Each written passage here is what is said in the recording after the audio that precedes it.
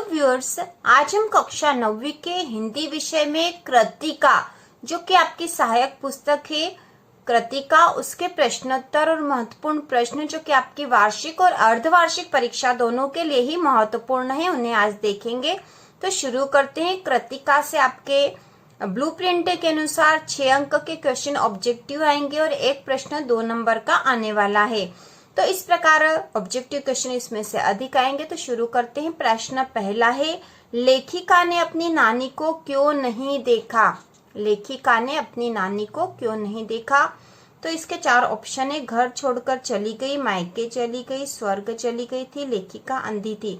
तो इसका उत्तर आएगा स्वर्ग चली गई थी। लेखिका की नानी स्वर्ग चली गई थी। इसके बाद दूसरा है, मेरे नाना पक्के माने जाते थे। साहब, हिंदुस्तानी, अंग्रेज या बाबू?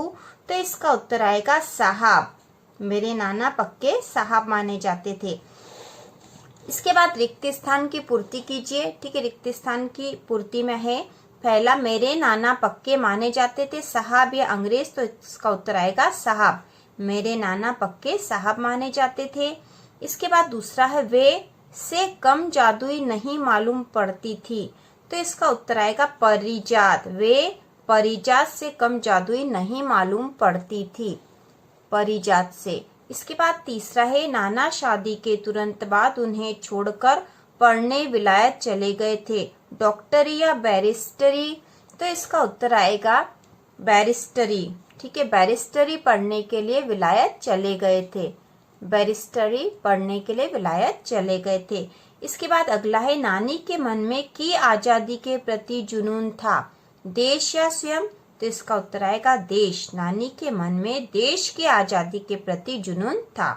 अगला है, तीसरे नंबर पर है, चित्रा या रेणु? तो इसका उत्तर आएगा चित्रा। तीसरे नंबर पर चित्रा है।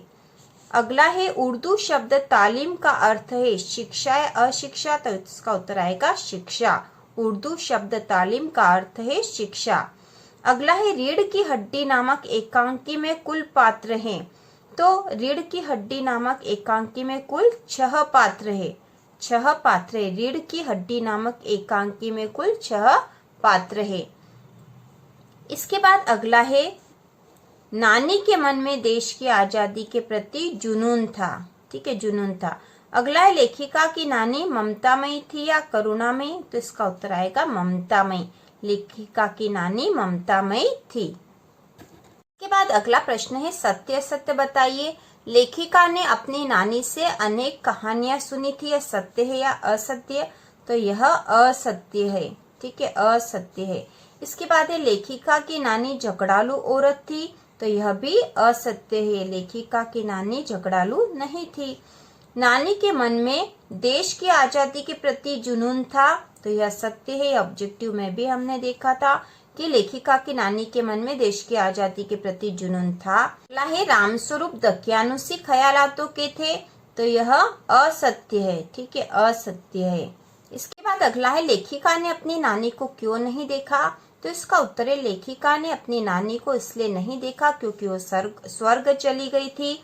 इसके बाद अगला है, रीढ़ की हड्डी एकांकी के रचनाकार का नाम लिखिए। तो रीढ़ की हड्डी एकांकी के रचनाकार है श्री जगदीश चंद्र माथुर। श्री जगदीश चंद्र माथुर रीढ़ की हड्डी एकांकी के रचनाकार है। इसके बाद अगला प्रश्न है, लेखिका की नानी किस प्रकार की औरत थी, वर्णन कीजिए।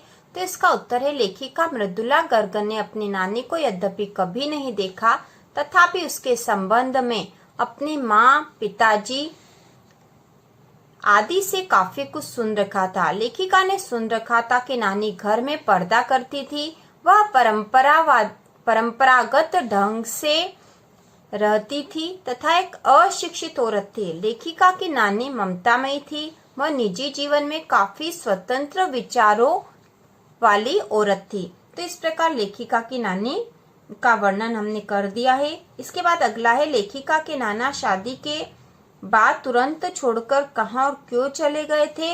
आने के बाद उन्होंने क्या किया, रहन सहन बताइए। तो इसका उत्तर है, लेखिका के नाना शादी के तुरंत बाद उन्हें छोड़कर बैरिस्ट्री करने विलायत चले गए थे।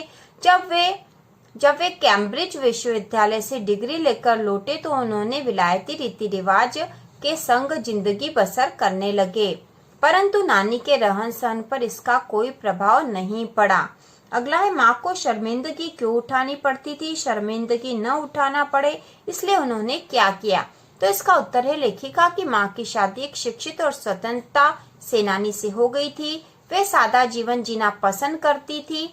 शरीर से दुर्बल होने के कारण खादी की साड़ी उन्हें इतनी भारी लगती थी कि उनकी कमर चनका खा जाती थी। रात रात भर जागकर वे उसे पहनने का अभ्यास करती, जिससे दिन में उन्हें शर्मिंदगी न उठानी पड़े।